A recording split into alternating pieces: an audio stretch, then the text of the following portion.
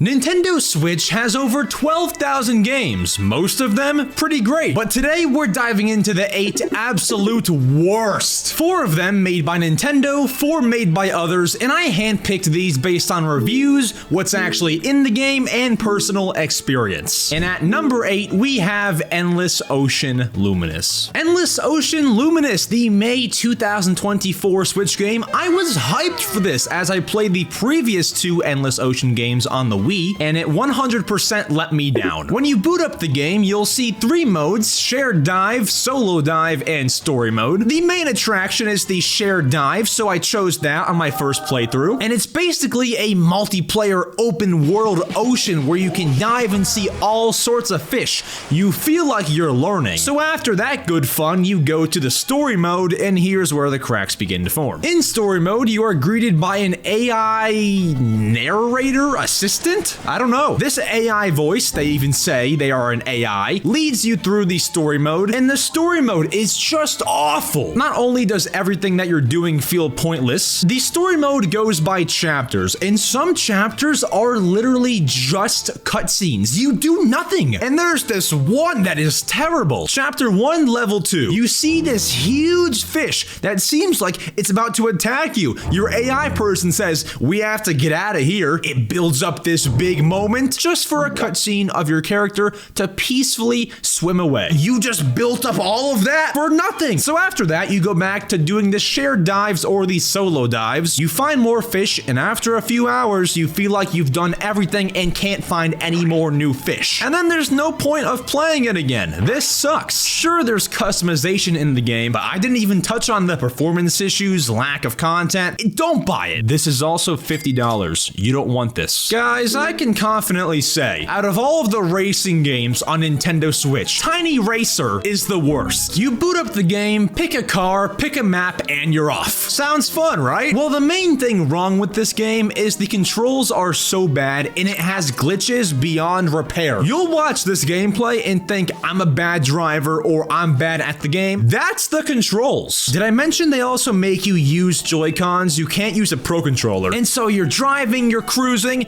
next thing you know, you hit a car, something happens, and you fly off the track. Now, in games like Mario Kart, Lakitu comes over and puts you back on the track. Nope, in Tiny Racer, you can drive all you want on these rocks and these cliffs, trying to find your way back onto the actual track. Meanwhile, all the other racers are getting ahead of you, and sometimes you'll be stuck in a random void, or you'll fall through rocks, or you can drive off a cliff and get stuck upside down. Tiny Racer, Nintendo Switch, don't buy. And at number 6, depending on how long you've known me, this may shock you. Mario Strikers Battle League, the 3rd game in the Mario Strikers series, which is said to be the worst one. Now, it's weird for me to even put this on the list because I kinda like the game, and I've previously spoke very highly of it. It's on here because there's not enough of the game. You have 4 modes: Quick Battle, Cup Battles, Strikers Club, or Gear Settings. So 3 modes, but they all pop up on the home screen. And gameplay-wise, this game is solid. 60 frames per second, honestly, about as good as it gets. And you can see the effort shine through the cutscenes during matches. It's really polished. But as I said, it's not enough. Look at a sports game like Mario Golf Super Rush. Of course, this game has the quick match type of mode where you can play with a buddy very casually, but Mario Golf Super Rush also has a full-on story mode. It's kind of lengthy too. And if you're gonna charge the exact same price for Mario Strikers Battle League, a game which, by the way, has just the game, you can create a Strikers Club, do some more competitive matches. That's it though, no story mode. To charge $60 is disrespectful. But again, fine game if it was maybe $30, $40 at most. On to number 5, Sonic Colors Not Ultimate. Alexa, what's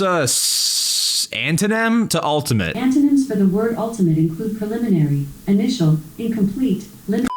This is another game that I actually love. But when I say that I love Sonic Colors, I don't mean the Switch version, I mean the Wii version. So Max, what's wrong with this? Do you all remember the amount of glitches and errors and problems this game caused on launch day? I mean, 1 minute you're collecting rings, jumping around, killing enemies. The next minute, Sonic's glitching, you're flying through a wall. Something terrible's happening. And while that mostly has been fixed, you you still see some of that in this game. Not to mention, graphics for the Ultimate version of Sonic Colors are really bad. I have a better experience playing the Wii version of this game on a CRT TV, but I can look past that. It's Sega on Nintendo Switch. It won't be that good. Not to mention, loading times on the Switch version compared to the Wii version are longer. Did we downgrade? And finally, to cap it all off, I wouldn't call this Sonic Colors Ultimate. The most notable thing for me is the Rival Rush mode, where you can race Metal Sonic. That's not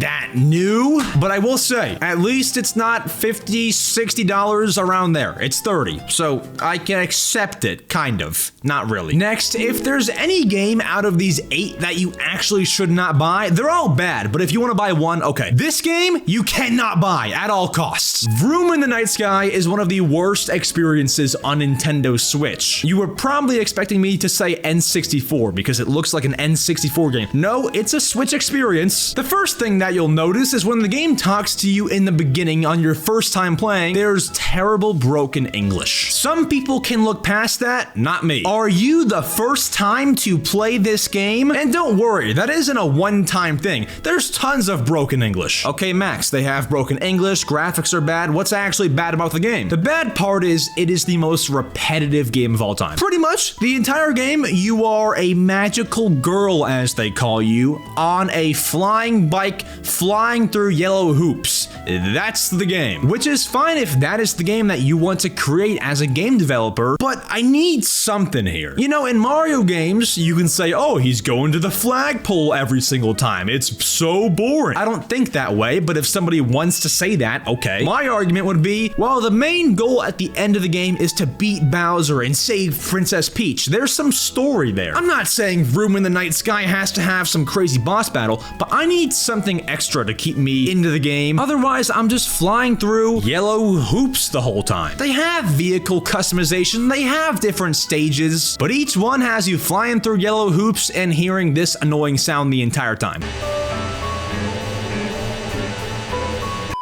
It's so hard putting Nintendo or Pokemon games on here, but we gotta talk. Detective Pikachu Returns. Listen, I'm not jumping on the bandwagon. I'm a series veteran. I played the first Detective Pikachu, took me like 20 hours. It was a long game, and I was hyped for the sequel. That looks like a Wii game. I won't make my whole point about graphics being bad again. Wii game, Wii U game, it doesn't seem like a Switch game. Graphics are not good here. And for me, the biggest problem, sure, maybe there's a decent story in the game, but all it is for me is walking around, which feels wonky, talking to random citizens or people that we know, and just doing that over and over until you can progress in the game. For example, when it tells me to talk to everyone, I'm not invested. I'm just going from person to person to person, talking to them, seeing if a certain piece of dialogue pops up for me to progress in the game. It's essentially, you hear some of the story and it's process of elimination. And I'm not gonna lie, some of the dialogue and voice acting is cringe, but I can look past that. I would go into more detail, but I don't want to spoil things for you. Story could have been better, so could the game. And now for the worst third-party game on Nintendo Switch, in my opinion. Heck, maybe even the worst of all time. On my birthday in 2022, I received the great gift of Advent Calendar, and I love Christmas games, so I booted it up and was heavily disappointed. When you turn on the game, there's a loading screen glitch instantly, not sure what that's about, but it makes me feel like this game is not the best made game of all time. After that, it is an Advent Calendar where you open up a new present, or in this case, a game every day in December until Christmas. But instead of fun, unique games, you are doing puzzles, you are playing Sudoku, you're playing Candy Crush or Match 3. These are not unique games. These feel like chores. Literally, if you go to number 25, the present that is meant to be opened on Christmas, you're met with a 600-piece puzzle. That is the so-called games and content in Advent Calendar. Some days you'll be met with a pixel art drawing where you have to go number by number coloring in each pixel on screen to then end up with a pixel art drawing. I mean, you could have given us something a little bit better. Sudoku is that number game they gave you in second grade to develop your brain. I don't need that in Advent Calendar. But Max, what did you want instead? Well, there's a Wii game called We Wish You a Merry Christmas. I actually have had the pleasure of sitting down and talking to the developers of the game. And that was on my Nintendo podcast, The Mario Matter, link down below. And a big motive for them with this game was to let you decorate your own Christmas tree, have some Christmas fun, get into the spirit for those that maybe don't have that kind of opportunity at home. And in that game, sure, they had knockoff games like a knockoff Doodle Jump or Wii Bowling, but you could see the effort put into that kind of Christmas game. Advent Calendar is a cash grab, no good. And the worst Nintendo Switch game of all time, in my opinion, Everybody 1-2 Switch. If you've watched my other videos, it is no shock to you. Let's break it down. When this game first got announced, I was honestly disgusted by the box art. Who is that? But when Nintendo showed you that you can use your phone with the game, I got excited because I thought it would be like a game called Jackbox. In the game Jackbox, one person hosts the game and then a bunch of players can join through their phones or their computers. So let's say I host a Jackbox minigame on my live stream, all of you can join with your phones or computers. I thought this would be like that, but no, you all have to be in the exact same room, which is pointless. Like, when will you have more than 10 people in a room besides a big gathering, which is rare, or a birthday party? And that's just the setup of the game. The games itself are disgusting. I mean, maybe you can squeeze a tad bit of fun out of this. But look at this statues game right here. I mean, I've never seen a game that looks more made for kids than this one. And that's fine, Nintendo, if you're making a kids game. But in all of your trailers, there's no kids to be seen. After playing some of these games, the controls just feel a bit wonky. I like the games that have you use your camera.